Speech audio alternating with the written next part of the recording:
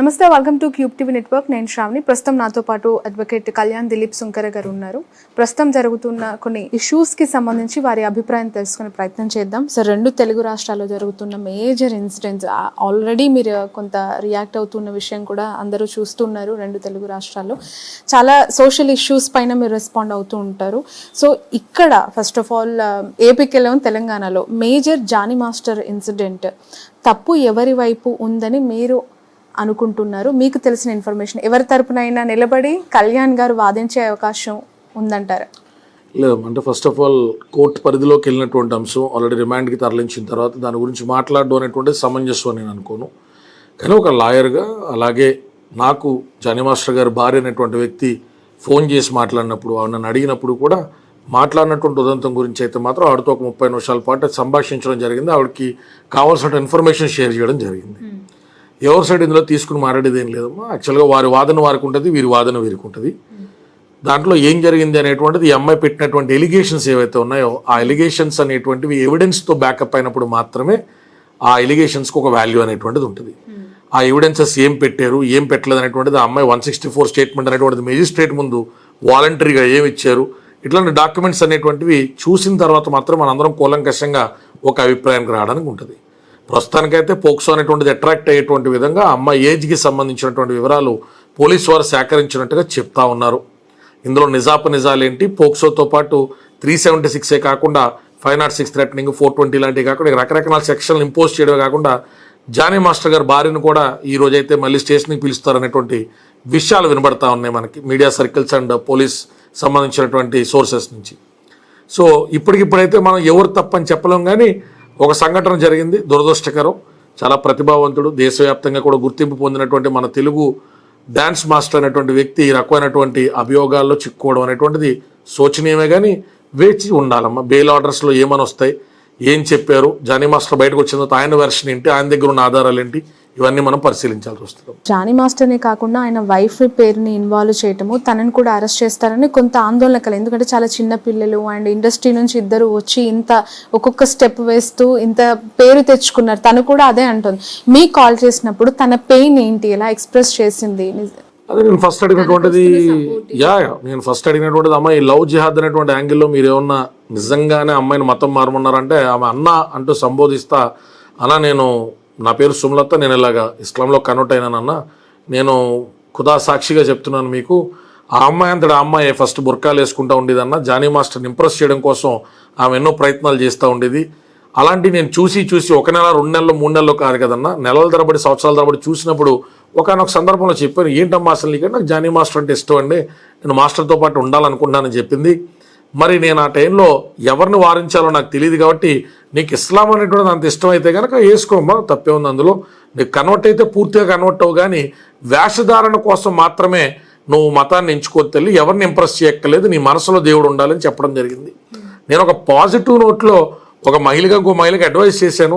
నా భర్తకి ఆమెకి మధ్య ఏముంది ఏం లేదనేటువంటిది వారి ఇరువురికి సంబంధించిన సబ్జెక్ట్లో నేను ఎందుకు జోక్యం చేసుకుంటాను చెప్పడం జరిగింది. అలాగే కొంతమంది డాన్సర్స్ కూడా కాల్ చేశారు. మాస్టర్ ద్వారా సీనియర్ డాన్సర్స్ మేము లాభపడ్డటువంటి అకౌంట్స్ ఇదిగోండి సార్ డీటెయిల్స్, మాస్టర్ పలానా పొజిషన్లో యూనియన్లోకి వచ్చిన తర్వాత చాలామంది పెద్ద ప్రొడ్యూసర్లతో మాట్లాడి కూడా మాకు ఈ రకంగా ఆర్థిక సాయం చేశాడు సార్ అని, మీరు నమ్ముతారు నంబరు 84-85 మందికి సంబంధించిన ఇన్ఫర్మేషను ఒక ఇద్దరు కలెక్ట్ చేసి ఆ డీటెయిల్స్ అన్నీ కూడా షేర్ చేయడం జరిగింది. కాబట్టి ఆయన మంచోడు కట్టి తప్పు చేయకూడదని చాలామంది అడుగుతూ ఉన్నారు.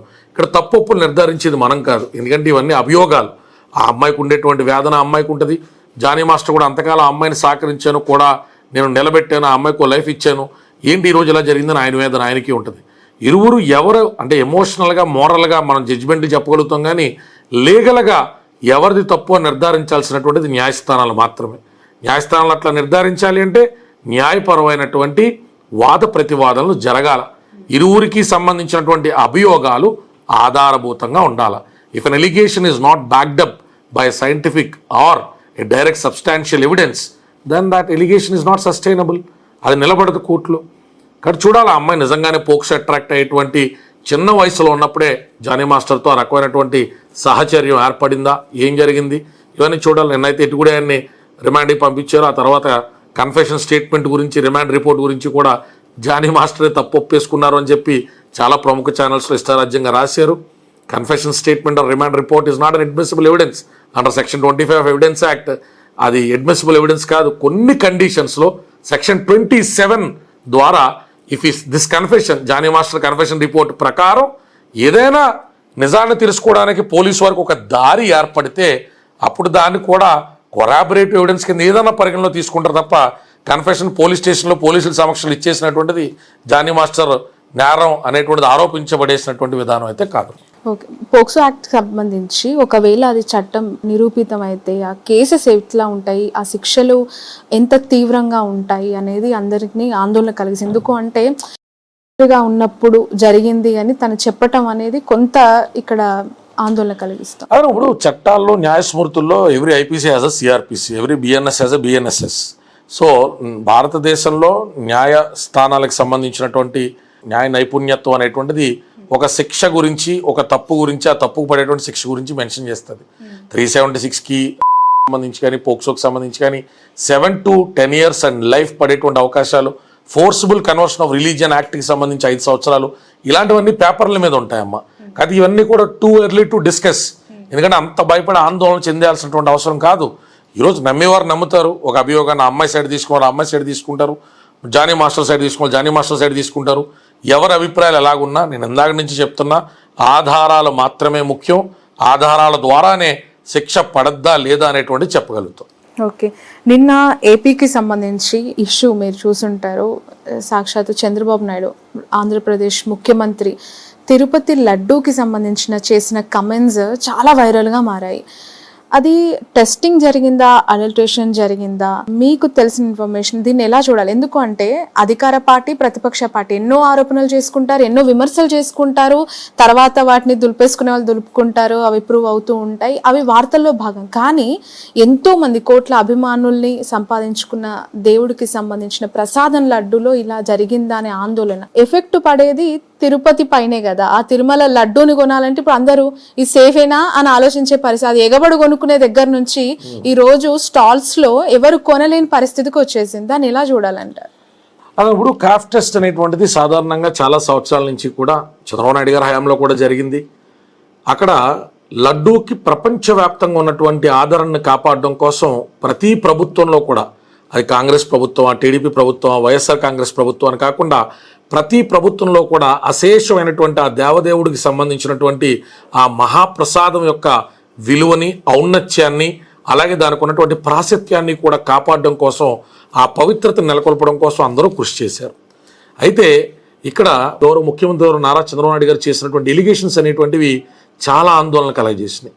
దేశవ్యాప్తంగానే కాకుండా ప్రపంచవ్యాప్తంగా ఉన్నటువంటి శ్రీనివాసుని యొక్క భక్తులందరినీ కూడా ఒక్కసారిగా గుండె దడక గురి చేసినాయి.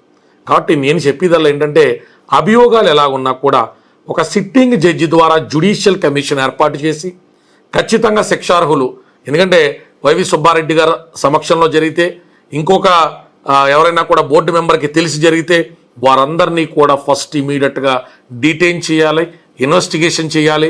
అవసరమైతే జగన్మోహన్ రెడ్డి గారి పరిధిలో ఉందంటే జగన్మోహన్ రెడ్డి గారిని కూడా విచారించాలి. అయితే ఇవన్నీ జరగడానికి ముందు ఏం చేయాలమ్మా? ఖచ్చితంగా సీసీటీవీ కెమెరాస్ ఉంటాయి. మనందరికీ తెలుసు తిరుమల తిరుపతి దేవస్థానం అనేటువంటిది ఒక దశాబ్ద కాలంగా nook to corner CCTV cameras అనేటువంటి అమర్చడం జరిగింది. మరి నిన్న గౌరవ ప్రతిపక్ష నాయకులైనటువంటి జగన్మోహన్ రెడ్డి గారు లేవనెత్తినటువంటి ప్రశ్నలు కూడా సర్వదా ఆసక్తి రేపుతున్నాయి. ఆయన చెప్పేదల్లా ఈ కాఫ్ టెస్ట్ అనేటువంటిది ఏదైతే రొటీన్ మేనర్లో ఒక 14 టన్నులో 15 టన్నులో స్వామివారి ప్రసాదం కోసం వచ్చేటువంటి నెయ్యి ఉంటుందో ఆ ఆవు నెయ్యిని పరీక్షించిన తర్వాతే లోపల పంపుతాం కదా.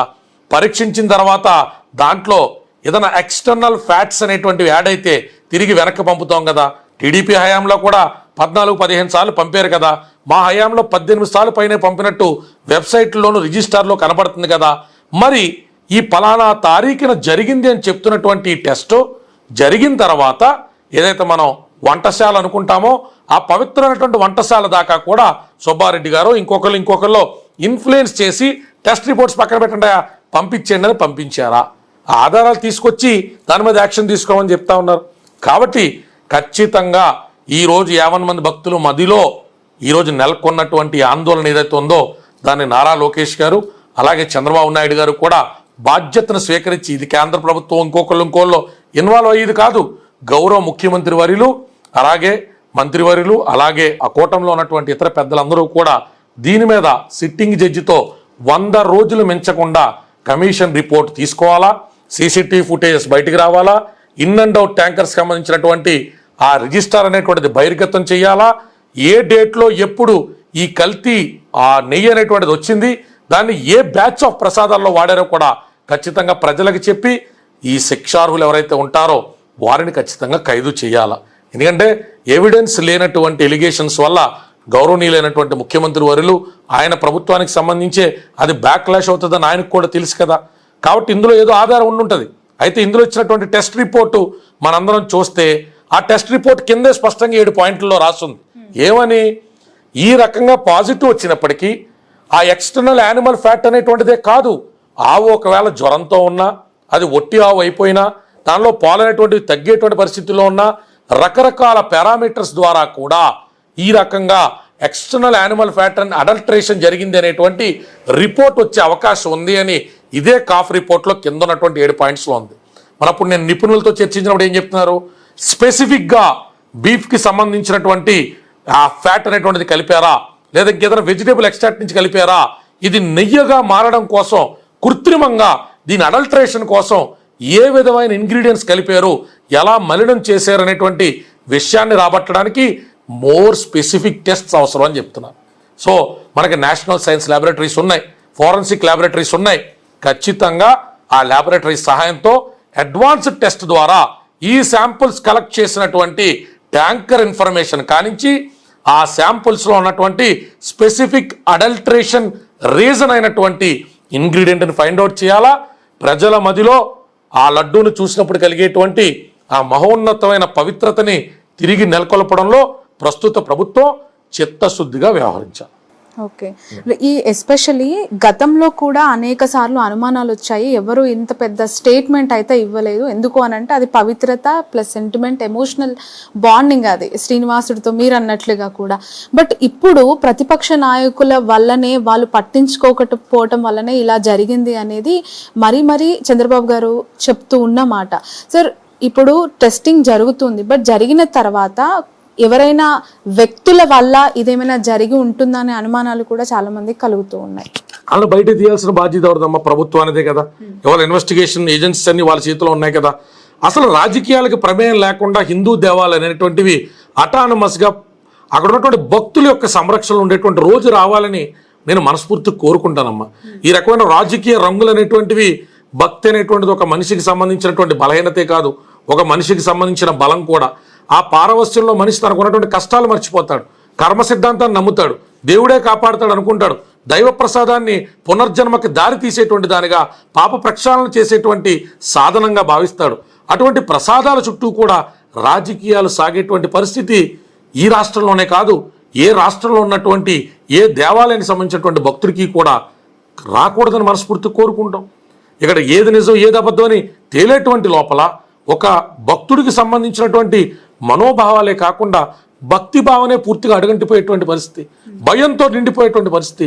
కాబట్టి సత్వరం ఇప్పుడున్నటువంటి ప్రభుత్వం తీక్షణమైనటువంటి చర్యలు తీసుకోవాలా. 8 మంది సభ్యులతో 2 ఎమ్మెల్యేలు 2 ఎంపీలు కూడా అందులో ఉండేటట్టుగా ఒక సిట్టింగ్ జడ్జితో పాటు అవసరమైతే ప్రతిపక్షానికి సంబంధించినటువంటి ఎమ్మెల్యేలు కూడా అందులో సభ్యులు చేసి నిజాన్ని నిగ్గు తేల్చాలా. 3 నెలల పట్టినవ్వండి, 6 నెలల పట్టినవ్వండి, విషయానికి సంబంధించి వివరణ అయితే మాత్రం రావాలా. తప్పు చేసినటువంటి వ్యక్తులు దొరికితే మాత్రం కఠినాతి కఠినమైన శిక్షలు మరొకసారి ఏడుకొండల వెంకటేశ్వర స్వామి వైపు చూడకూడనటువంటి పరిస్థితుల్లో శిక్షించబడాలి.